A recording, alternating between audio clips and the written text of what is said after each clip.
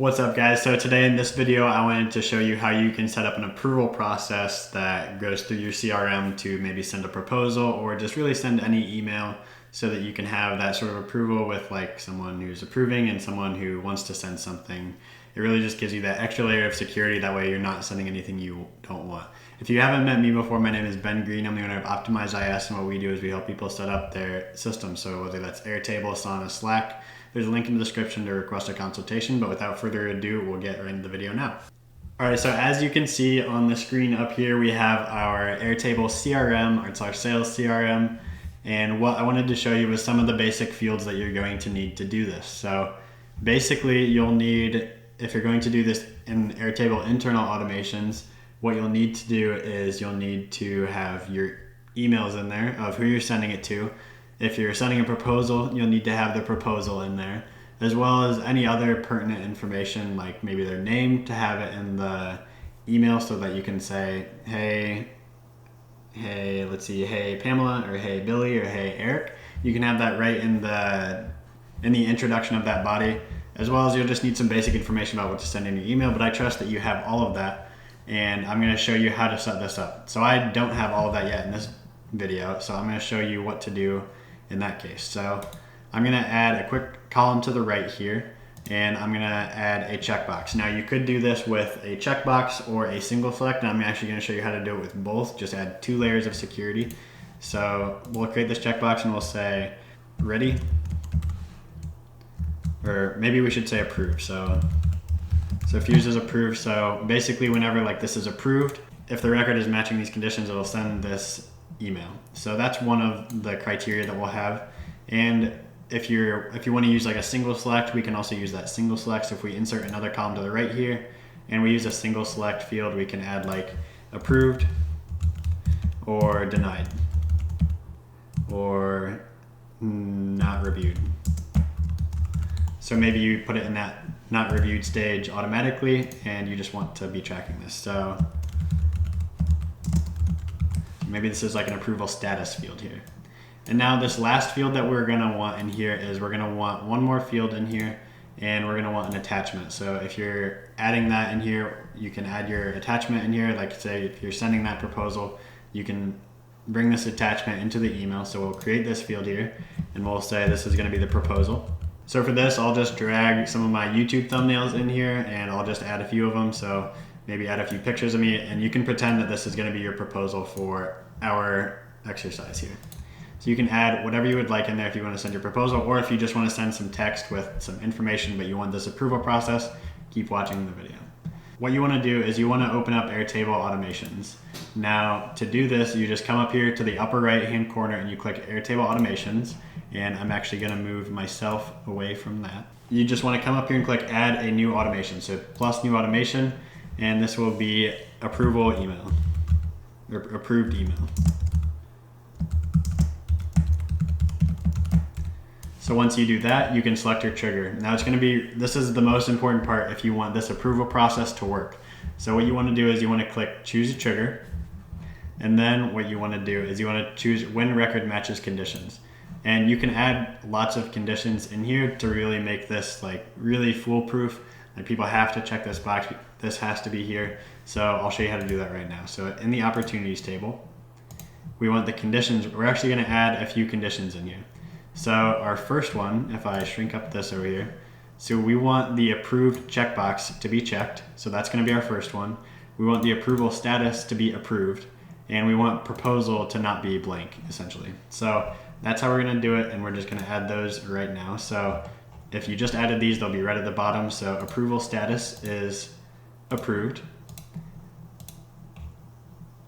Approval status, or approved, is check. And then our last one is going to be that proposal is not empty. So those are all the conditions that we're going to do. Now for you, you might want to add some other like is not empty fields in here. For example, like if the email is not empty, you don't want the automation to run. Or if there's no value, estimated value, or whatever your case is, just make sure you have your conditions set to exactly what you want so that you know that there's approval on that record, and then you'll be able to do this automation. So for us, that's all we'll need. We'll just run this test. So now the test failed. And the reason why the test failed is because there's nothing in here with those conditions. So to meet those conditions, we just need to have one field in here to be able to approve. So now we can click test again and it should work perfectly. So yep, test ran successfully. Now we can click done. And now this is the important part on what you want to do. So if you want to send a Slack message, then you're going to add an action to send a Slack message. If you want to send an email from Gmail or an email from Airtable automations, then you're going to have to select that appropriate message. Or like Microsoft Teams, I know they have an integration, and that's how you do that in here. And also, if you're wanting to not do this in Airtable internal automation, stay to the end of the video and I'll show you how to do this by using the trigger in Zapier when a record enters a view, and I'll show you that then. But for now, we're just gonna enter send email from Gmail. So we'll click that and select your email account in here. If you haven't added one, just go through the process of connect a new account, and then it's very simple to go connect your Gmail account and then come back right now and keep watching the rest of this video. So this to email, Airtable actually just allowed this, and this is gonna be my first time testing this out, but they allowed the use of lookup fields in here. So previously, if you had a lookup field, you'd have to use like a formula field that's referencing it, or using like an array join formula in that to make that text. But they just allowed the email context from account, and you can just pull in this lookup field. You weren't able to do that prior. So that's super exciting. So the value, that'll be very easy. So that's all you have to pull in. So I'll delete that and show you that again. So the email, wherever your email is, if you're looking it up, it can be a lookup field from like your contacts table. This is obviously on the opportunity, so we're emailing about a specific opportunity. So you just come down here, find wherever your email is. If it's not a lookup field, you can just click insert. But if it is a lookup field, you'll just click continue. And then, yeah, you'll just click continue and then click value, insert value. So that's all you need. Here, you put your subject. So you can include static data, which like if I type in new proposal, we can say action required, approve proposal. So whatever you want to send in here. So like maybe we're sending it to a client to approve this proposal and like get started with our client fulfillment process. We'll say approve proposal.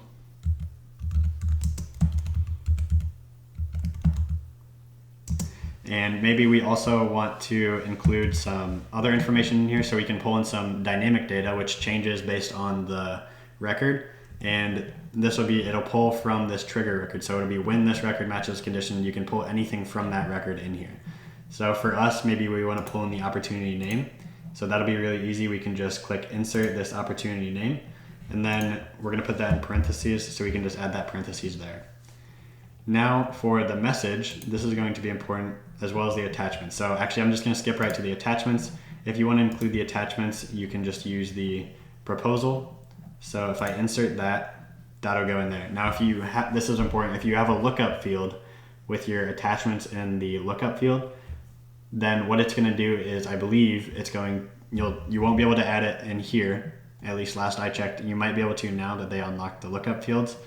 But if that doesn't work, then I would come into your message and just all the way at the bottom, what you're going to have to do if the document is in a lookup field, then you'll just add it down at the bottom. You'll like add that field here and enter down quite a ways.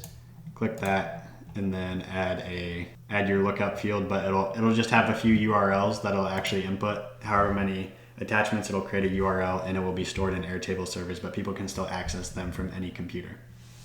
So for us, we'll say hi, and this isn't going to be perfect because we can have multiple contacts in here, but we'll say hi, and then we need to pull in the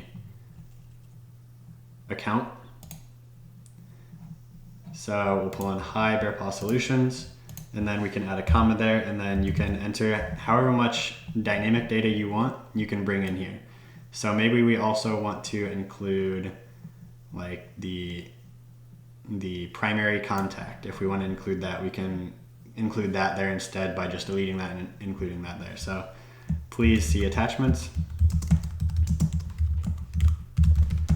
And so you can customize this as much as you want. I'm not going to get into the nitty-gritty of that in this video. But what I did want to point out was you just come down here and click run test. Once that test runs, it should say successful. And it might take a little bit depending on your file size that you have. but then you can just shrink this back up, and you might want to just come back up here and make sure that your action or your conditions for this trigger are all right. You have all of your approval steps in there. Make sure you're really not missing anything. Then once you're done, you can come up here and toggle this on.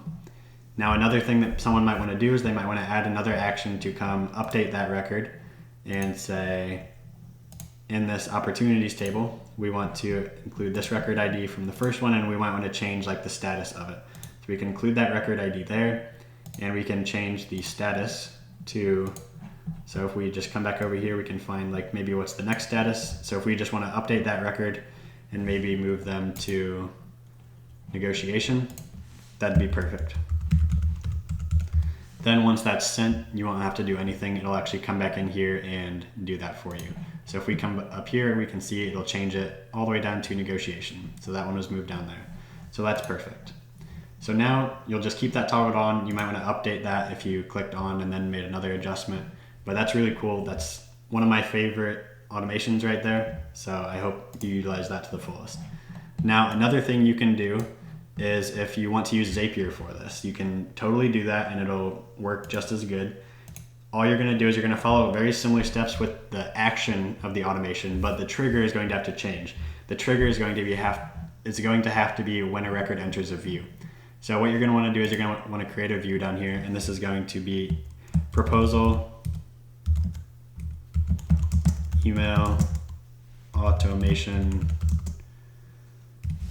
So that's all you'll need. And then now the kicker is what you're going to do is you're just going to add those same conditions that you would have added in the internal automation. You're just going to add those as filters.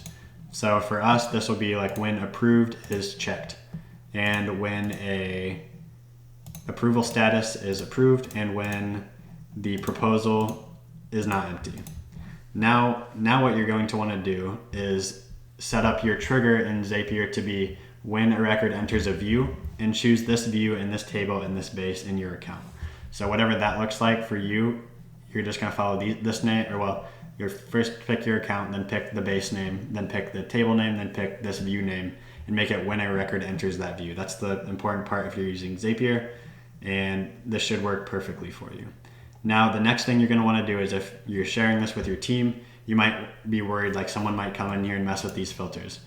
What I would do in that case is I would make this view so that nobody else can edit it. And what you're going to want to do is you're going to come right here, click this view is visible and configurable, blah, blah, blah, that, and you're going to just choose locked view.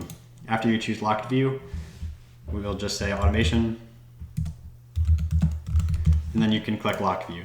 And so now nobody will be able to come in and edit that, and nobody will be able to mess with your view there. That way it always works for the automation, and you'll be golden. So I hope this video was helpful. If you have any questions, throw them in the comments. And if you like this video about email automation, then you'll also like this video right here, and it'll teach you how to run a checklist, an automated checklist in Airtable, and it'll really take your project management to the next level if you're not already using this project management automation. So I highly encourage you to go check out that video right there, and it's just right there in the end screen. It'll teach you how to run that checklist automatically in Airtable, and it'll really take your Airtable base and your workflows and your processes to the next level. So I hope it saves you time. I hope this saved you time and saved you a headache as well. So without further ado, go click that end screen, and I'll see you in that video.